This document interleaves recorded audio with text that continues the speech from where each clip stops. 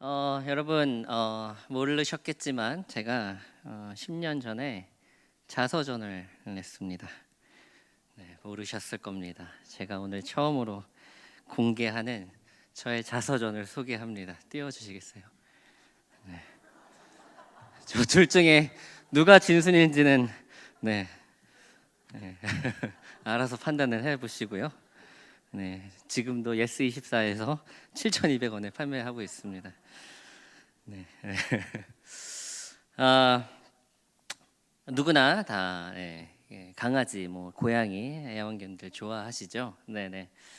네, 내려줘야 됩니다. 네.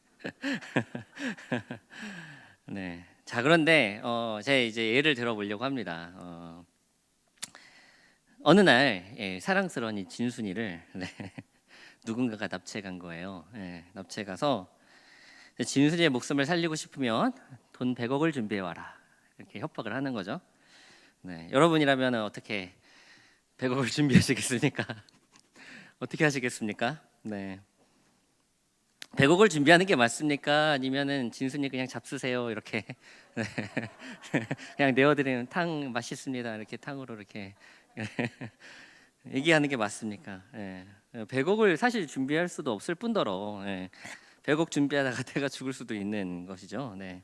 그러니까 아무리 사랑스러운 진순이라 할지라도 강아지 목숨보다 사실 누구 목숨이 중요한 거죠? 내 목숨이 중요한 겁니다. 그게 당연한 것입니다. 오늘 말씀은요, 이렇게 내 목숨이 더 중요하다, 요 관점으로 오늘 말씀을 살펴보려고 합니다. 여러분, 오늘 말씀은 두 사람이 등장을 합니다. 선한 목자가 등장하고요, 그리고 삭군 목자가 등장합니다. 뭐 내용은 잘 아실 겁니다. 늑대나 맹수가 양을 잡아먹으러 올 때면은 선한 목자는 안 도망가고 삭군은 도망간다라는 내용인 거죠. 그래서 이 말씀을 읽을 때 보통은 먼저는 이 삭군을 엄청 욕하게 됩니다. 어유, 이런 책임감 없는 인간이라고. 비난에 막 비난을 더하죠.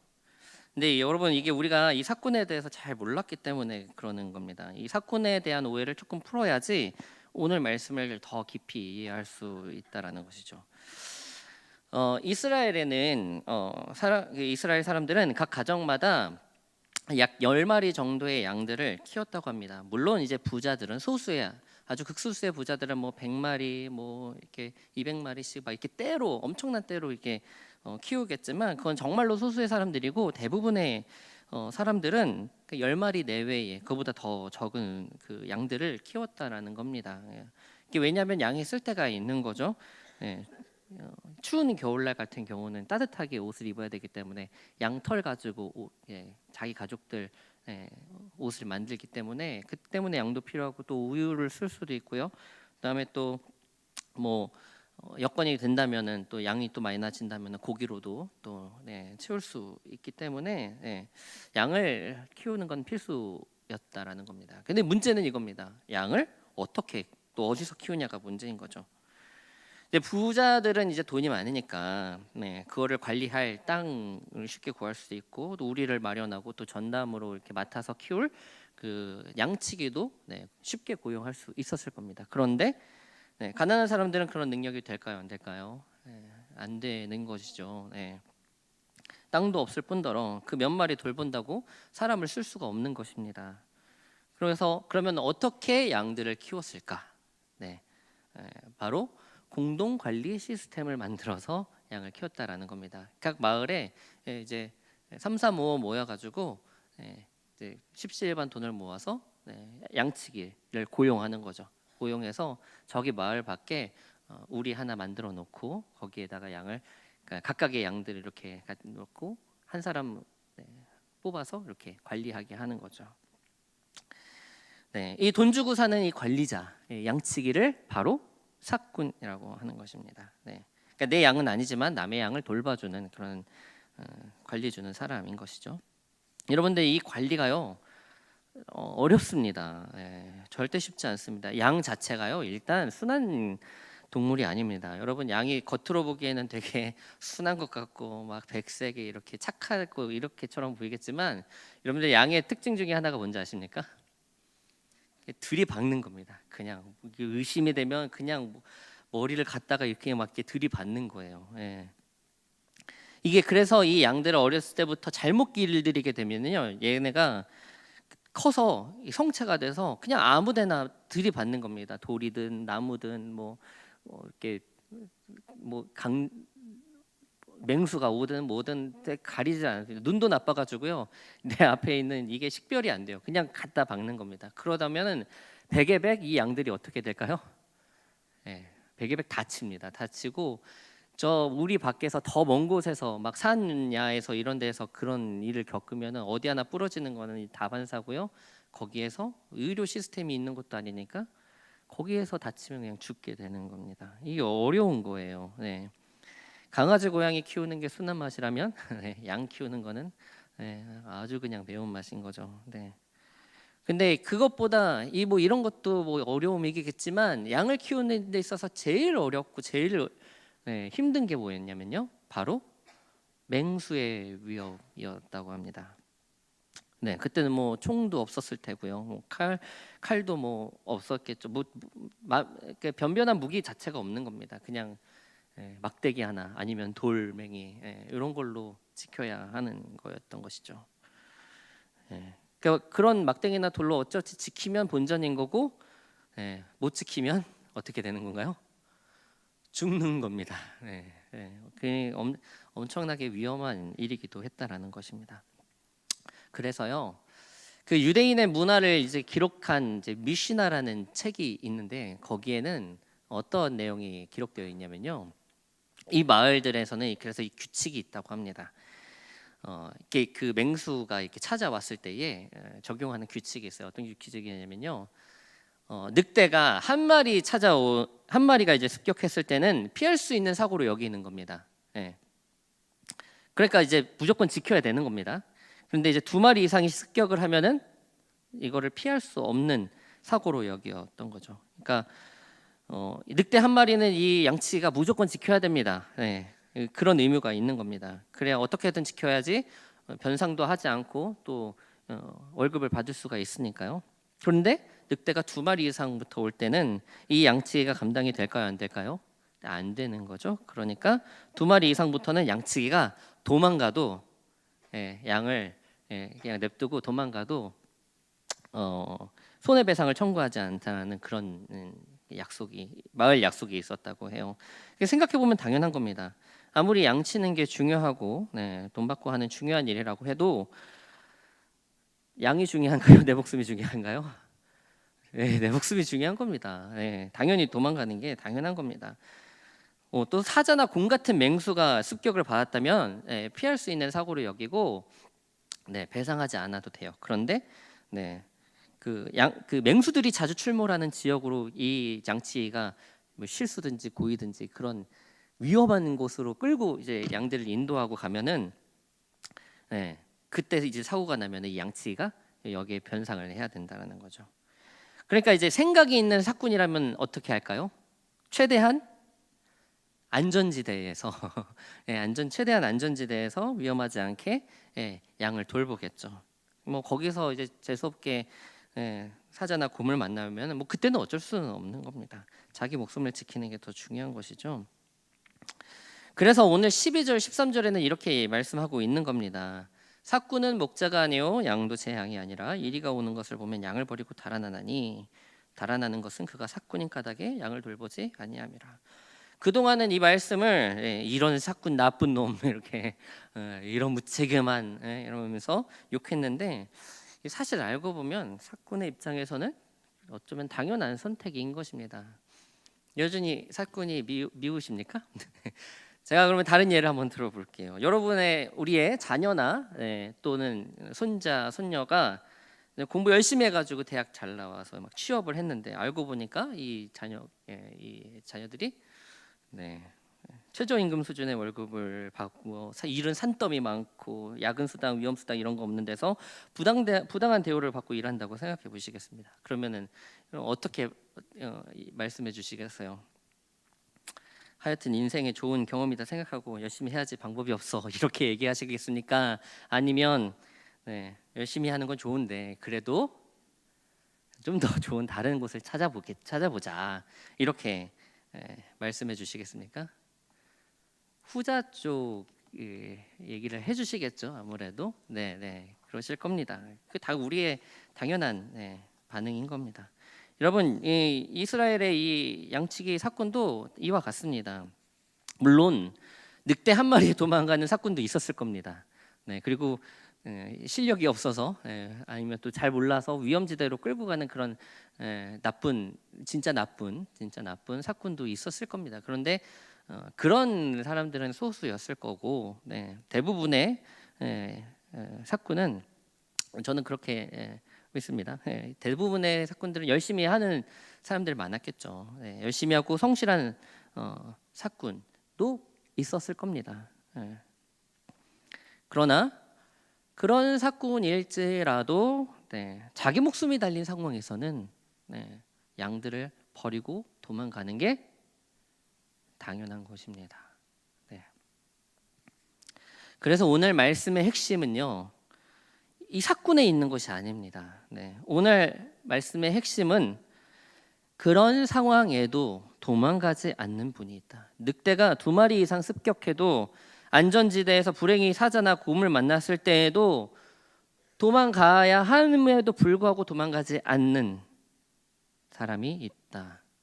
그것이 누구냐? 그 양들의 진정한 주인인 선한 목자이다. 이 선한 목자는 절대로 도망가지 않는다. 싸웁니다. 목숨을 걸고 지켜냅니다. 어떤 상처를 받더라도 물리고 찢기더라도 내 양은 보호한다. 그것이 바로 진정한 선한 목자다라는 것을 말해주는 것입니다.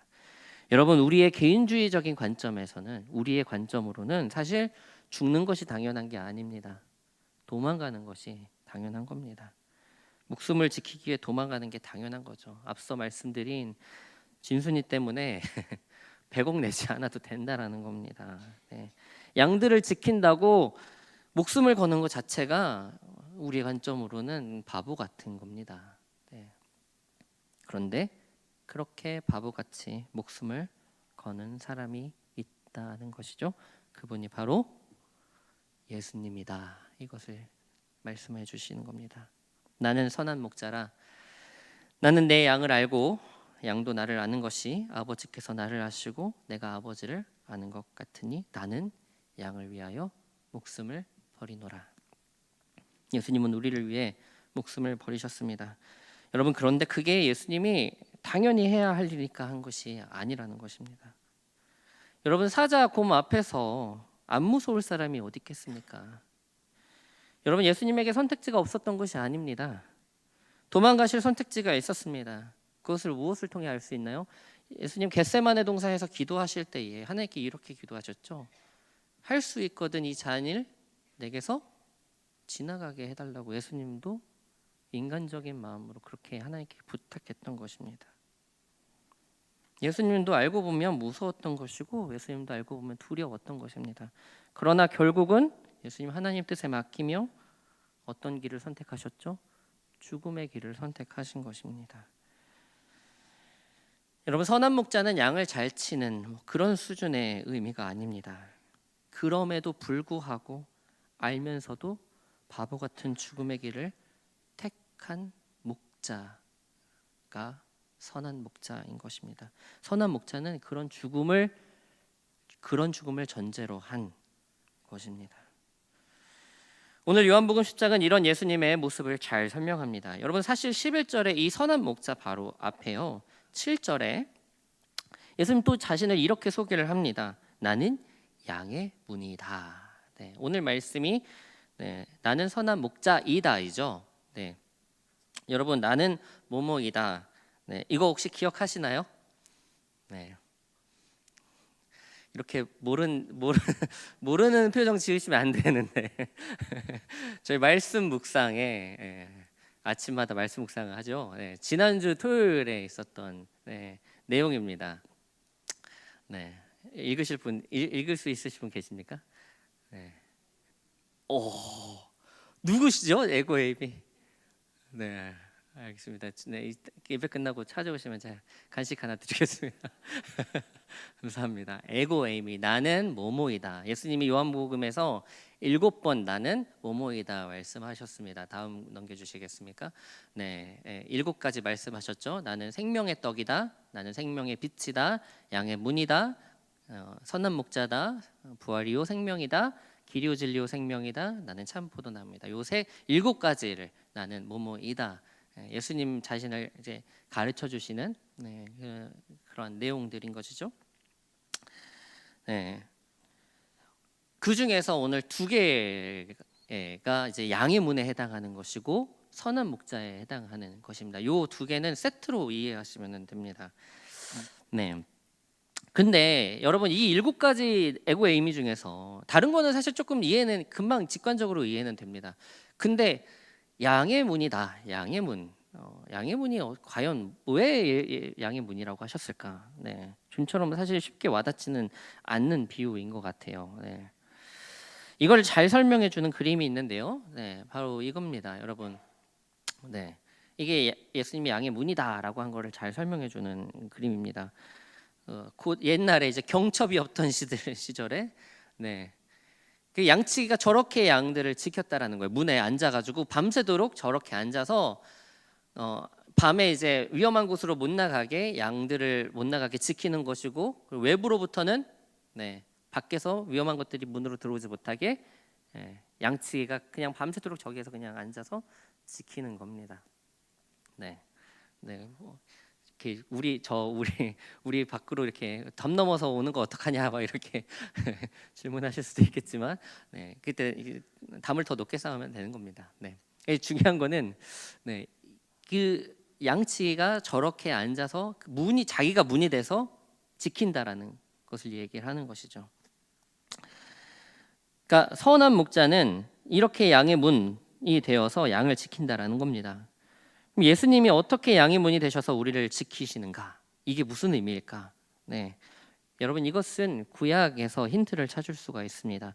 출애굽기 12장 7절 말씀을 한번 같이 보실게요. 그 피를 양을 먹을 집 좌우 문설주와 임방에 바르고, 출애굽기 12장 23절입니다. 여호와께서 애굽 사람들에게 재앙을 내리려고 지나가실 때에 문 임방과 좌우 문설주의 피를 부시면 여호와께서 그 문을 넘으시고 멸하는 자에게 너희 집에 들어가서 너희를 치지 못하게 하실 것이라. 무슨 내용인지 아시죠? 마지막 장자의 그 10번째 재앙, 장자의 죽음을 얘기하는 장면입니다. 하나님의 영이 애굽 전역을 돌아다니면서 집집마다 이제 장자의 생명을 취해 가실 때에 어떤 곳만 피해 가셨죠? 문에 양의 피가 발라져 있는 집만 피해 가셨습니다. 그러니까 죽음이 문턱을 넘지 못하게 막는 것이 무엇이었나요? 양의 피였던 겁니다. 여러분, 우리가 구원을 어떻게 받게 되었습니까? 원래는 우리가 죽어야 할 사람들인데, 죄 많은 우리인데 예수님이 우리 대신 피 흘려서 우리가 구원을 얻게 된 거죠. 그 보혈의 공로로 우리가 나음을, 죄 씻음을 받게 된 것입니다. 예수님의 피 흘리심 때문에, 그 덕분에 죽음의 심판이 우리의 생명의 문을 넘지 못한 것입니다. 그래서 예수님의 양의 문이라는 것은 피를 흘리심으로 죽음이 넘어오지 못하게 지키신 그 예수님의 희생을 의미하는 것이죠. 여러분, 그렇게 예수님은 선한 목자가 되시며 양의 문이 되시는 겁니다. 그런데 이 2가지가 전제하는 게 무엇일까요? 반드시 죽음인 것입니다. 죽음 외에는 선한 목자가 될 수 없고요, 죽음 외에는 양의 문이 될 수 없는 것입니다. 다른 방법으로 지키는 게 아닙니다. 오직 죽음으로써 지키는 것이 선한 목자며 양의 문이라는 것입니다. 오늘 나누고 싶은 마음은 바로 이겁니다. 이런 예수님의 희생과 죽음이 당연한 것이 아니라는 것입니다. 우리는 예수님의 죽음이 우리를 위한 것임을 알면서도 우리의 삶의 자리에서 너무나도 쉽게 예수님의 죽음을 무감각하게 대할 때가 있습니다. 죄의 유혹 앞에서 우리의 예수님의 죽음은 너무나게 당연스럽게 받아들여집니다. 너무나도 쉽게, 그리고 회개의 자리로 나아가게 되는 것이죠. 마치 용서는 따놓은 당상처럼 예수님의 죽음을 이용하고 있는지도 모르겠습니다. 그러나 여러분, 예수님의 죽음은 절대로 값싼 것이 아닙니다. 그 희생의 그 선택이 결코 쉬운 선택이 아님을 오늘 말씀을 통해 기억했으면 좋겠습니다. 나라면, 여러분, 나라면, 저 같으면 도망갔을 겁니다. 그게 당연한 겁니다. 그런데 예수님은 그러지 않으셨습니다. 왜 그러셨을까요? 우리를 향한 사랑 외에는 그 어떤 것으로도 설명할 수 없는 것입니다. 여러분, 예수님의 이 큰 사랑, 이 큰 희생의 은혜를 입었으니 그 은혜 받은 사람의 합당한 모습으로 살아갈 수 있는 저와 여러분 되었으면 좋겠습니다. 말씀을 마무리하겠습니다. 사순절이 깊어갑니다. 오늘은 종려주일이기도 하면서 또 고난주간의 시작입니다. 여러분, 종려주일은 예수님의 나귀를 타고 입성하실 때에 사람들이 종려나무 가지를 들고 겉옷을 예수님 가는 길에 깔면서 호산나 외치며 환영했던 것을 기념하는 주일입니다. 백성들 마음에는 엄청난 기대감이 있었겠죠. 이제 드디어 예수님이 다윗과 같이 모든 문제를 해결해 주시겠지 하는 기대감이 있었을 겁니다. 그러나 예수님 마음에는 어떤 마음이 있었을까요? 예수님은 알고 계십니다. 이 예루살렘에 자기를 기다리는 십자가가 있다라는 것을 예수님은 알고 계셨습니다. 이 사람들의 열렬한 환영도 일주일 지나면 저주로 바뀔 것 또한 알고 계셨습니다. 그럼에도 불구하고 예수님은 입성하신 것입니다. 마음 한켠에 자기가 감당해야 할 그 엄청난 죽음의 압박이 자리하고 있었음에도 불구하고 예수님은 우리를 향한 더 큰 사랑으로 골고다가 보이는 그 예루살렘 성문으로 나아가셨습니다.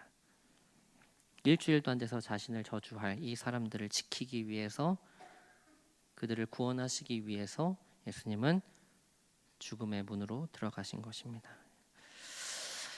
이것을 기억하는 이 한 주가 되었으면 좋겠습니다. 예수님은 오늘도 문이 되셔서 우리를 지키십니다.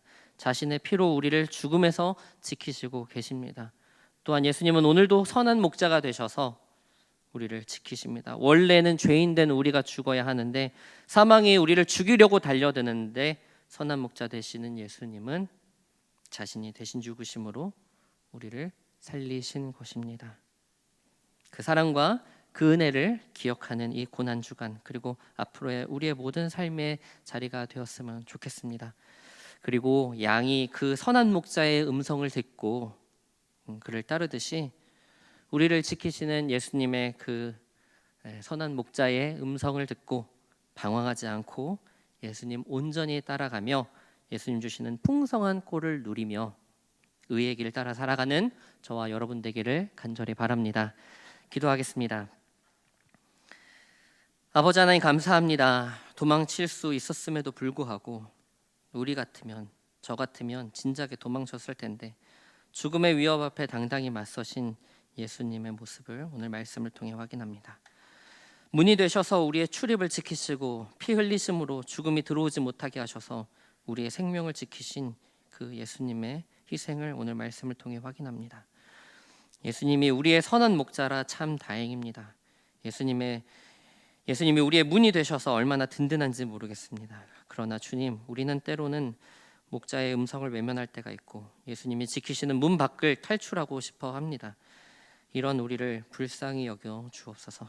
간절히 바라기는 날마다 성령님 함께하여 주셔서 우리의 진정한 목자 되신 예수님의 음성 들으며 선한 길, 의로운 길 따라 살게 하여 주시고 늘 예수님 안에서 예수님 주시는 이 귀한 참된 평안과 기쁨을 감사히 누리는 저희 되게 하여 주옵소서. 예수 그리스도의 이름으로 기도합니다. 아멘.